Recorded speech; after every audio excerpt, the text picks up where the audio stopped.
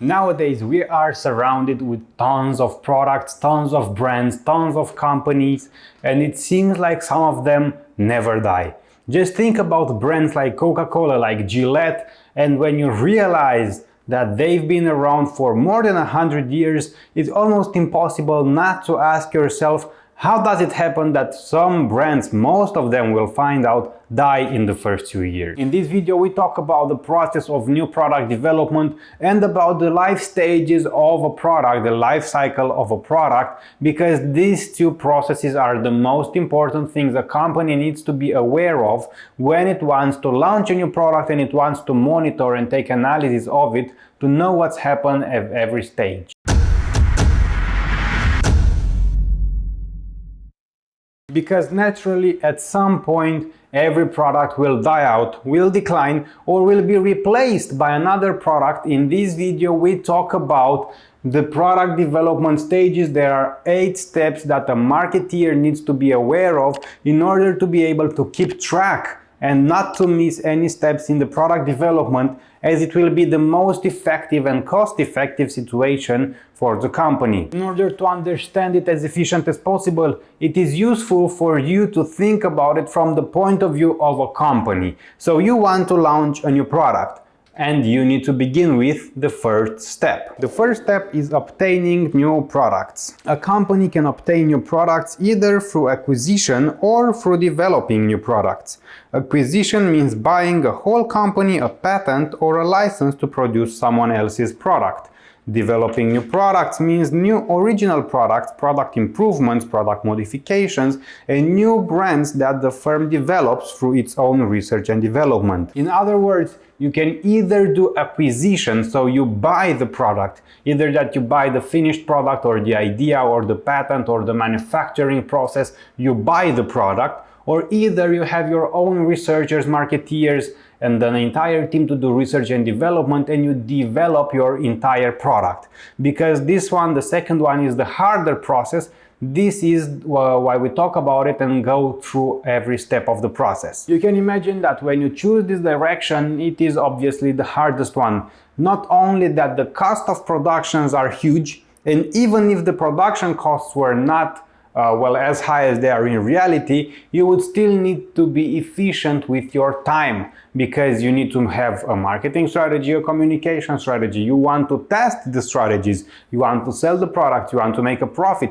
You may also want to test any of the products to make improvements of it. So there is a word that describes the process that you need to take into account, and that is efficiency. And you need to be efficient because the statistics show that 66 of the new products fail within the first 2 years. Also, it shows that 96 of all the innovations fail to return their development costs.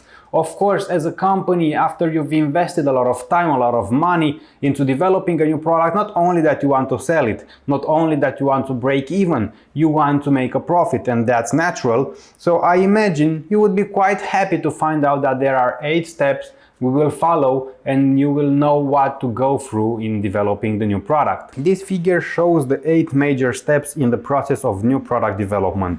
A company must carry out strong new product planning and set up a systematic customer-driven new product development process for finding out and growing new products.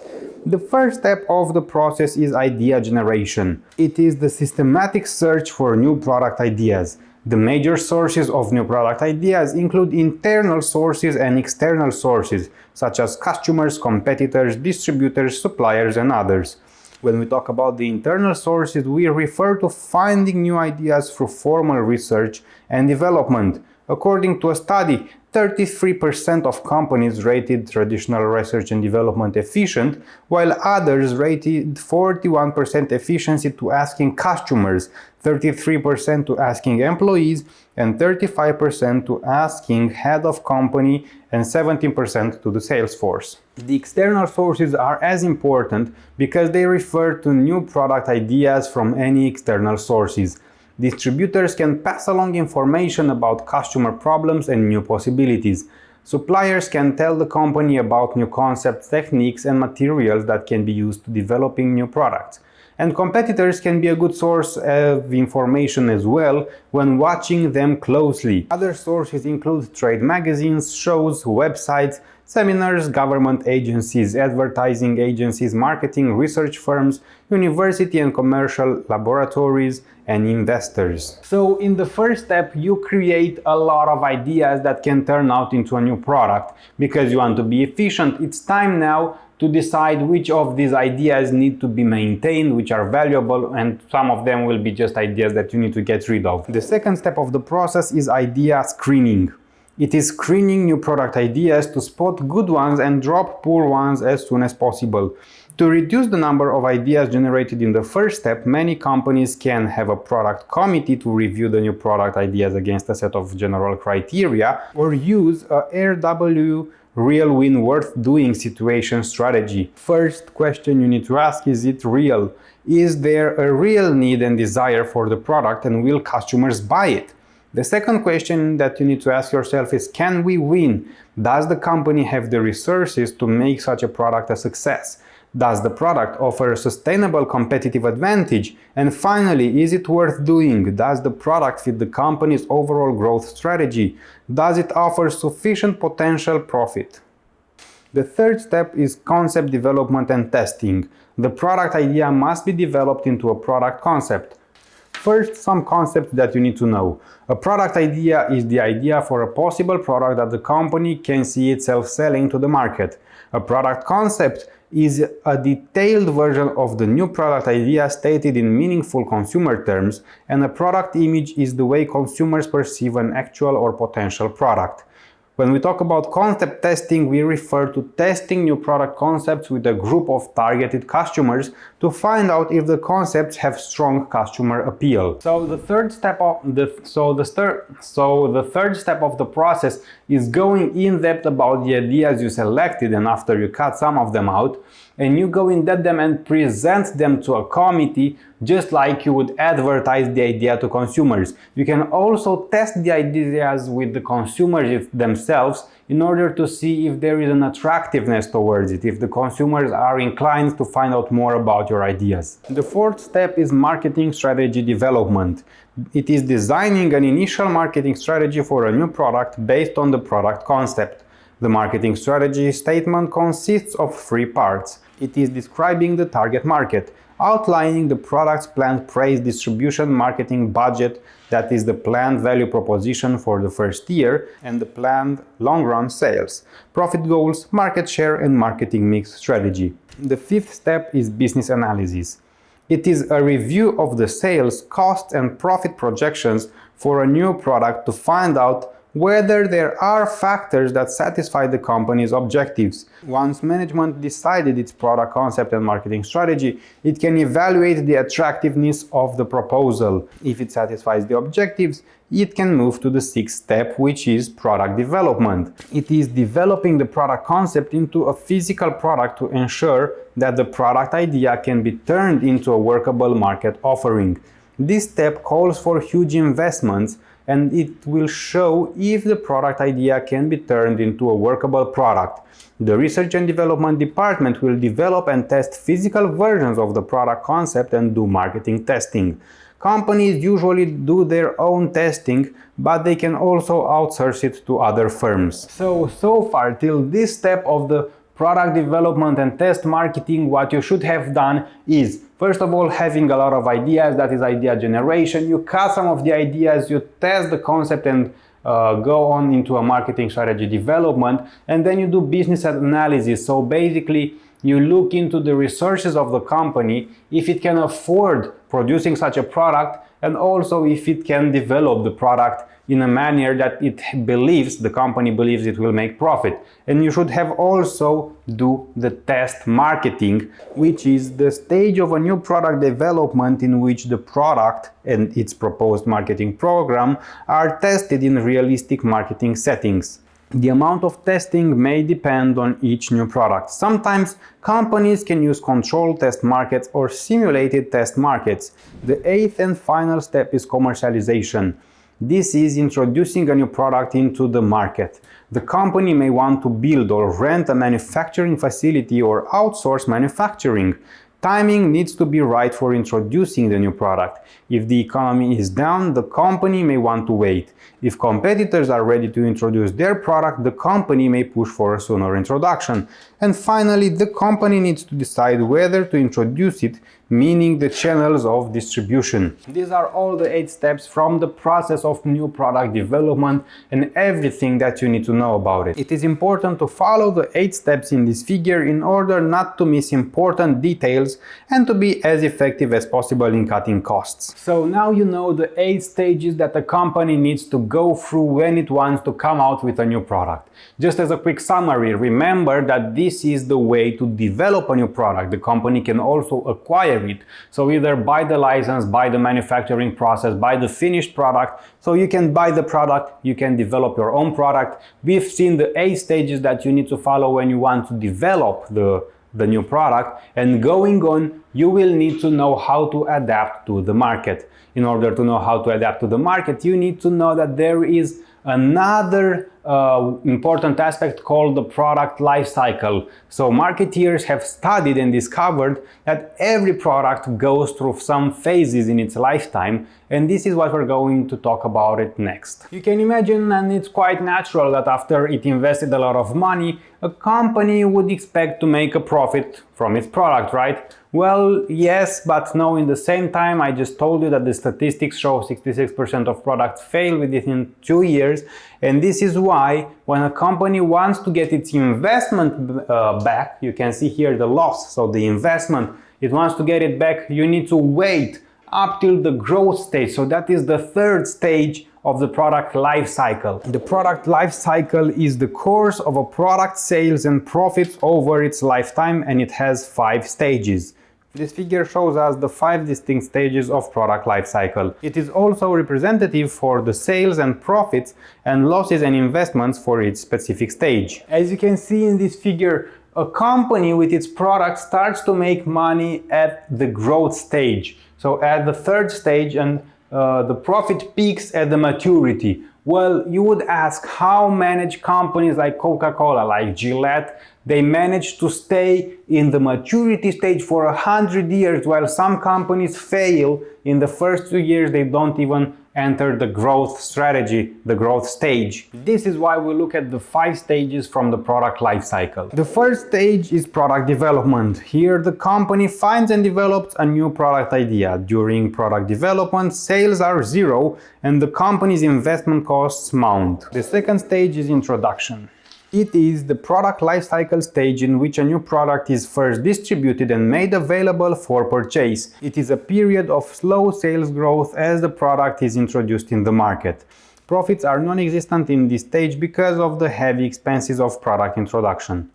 Because the market is not generally ready for the product refinements at this stage, the company and its few competitors produce basic versions of the product. The third stage is growth. It is a period of rapid market acceptance and increasing profits. The product sales starts climbing quickly as this product lifecycle stage.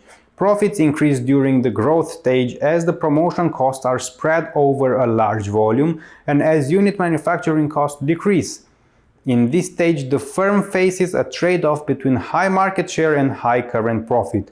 By spending a lot of money on product improvement, promotion and distribution, the company can capture a dominant position. So this third stage, the growth stage, is when the company actually starts selling and starts making some money.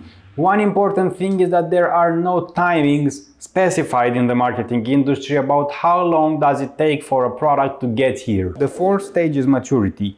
It is the product lifecycle stage in which a product sales growth slows or levels off. Usually this stage lasts longer than the previous stages. When a product enters the maturity stage, the product sales growth will slow down and it will enter a stabilizing period.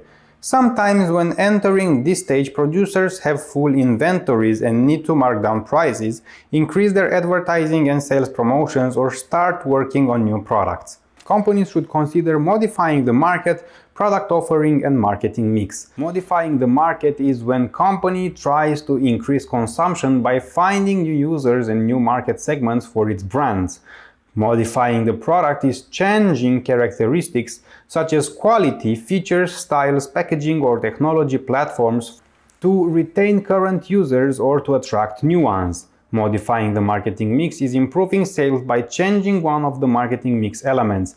The company can offer new or improved services to buyers. It can cut prices to attract new users, and it can launch a better advertising campaign or use aggressive sales promotions. And in addition, it can also move to new marketing channels to help serve new users. If you remember, this is the cow from the BCG matrix. You can watch a video right here about the BCG matrix.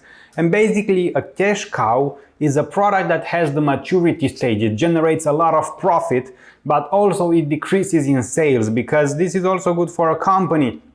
Imagine that every company wants to be foreseeable future, right? So it needs to be able to predict the sales. And when this company, this product enters the maturity stage, sure, it will peak at some point in the sales and profit that it returns, but at some point it will level off and keep selling, keep generating profit, and based on that number, the company can foresee the future. Finally, the last step of the process is the decline stage.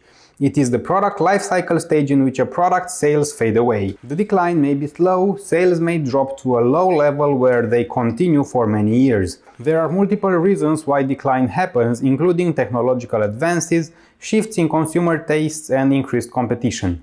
As carrying a weak product can be very costly, there are 3 decisions a company can take. Management can decide to maintain its brand, repositioning or revigorating it in hopes of moving it back into the growth stage of the product lifecycle. Management may also decide to harvest the product, which means reducing various costs such as plant and equipment, maintenance, research and development, advertising, sales force, hoping that the sales will hold up. If successful, harvesting will increase the company's profits in the short run. And finally, the management may decide to drop the product from its line. The company may sell the product to another firm or simply liquidate it and salvage value. This is everything that you need to know about Chapter 9 of Principles of Marketing, about the product lifecycle and about the product development process. I hope it helped you to understand and to remember that the product development is made of 8 steps that a company needs to follow, and that the product lifecycle has 5 stages that a product goes through. If you want to see more reviews from marketing, you can check this playlist right here, or in the links down in the description you will find videos from marketing and corporate communication. If this video helped you, you may want to watch it for one more second. In the links down below in the description you will find 4 free marketing dictionaries. So that is a file with all the marketing terms you need to know. There are over 400 marketing terms that you have a definition for, and you can get it for free. Also, if you are a marketeer, if you own your very first company, if you are an entrepreneur, in the links down in the description you will find a manual for building your own personalized business plan, corporate communication strategy and marketing strategy. Because you don't want only to have the business plan, you want to have the marketing and the communication strategies ready. And in this manual you will find all the steps by the book that you need to know and that you need to follow in order to make and create your own business plan that is personalized for any type of business you may want to have. Also, you can go down in the description and find the Buy Me a Coffee link. You can buy me a coffee to thank me for these videos. I drink quite a lot of coffee for creating these videos, when researching the information, filming the videos and editing them, so you can watch them for free on YouTube. Of course, that there are also the classical ways to like the video, to comment in the comment section, and please do that. It helps me a lot with the YouTube algorithm. You know how it is: like, subscribe, comment, all that, and I will see you at the next video.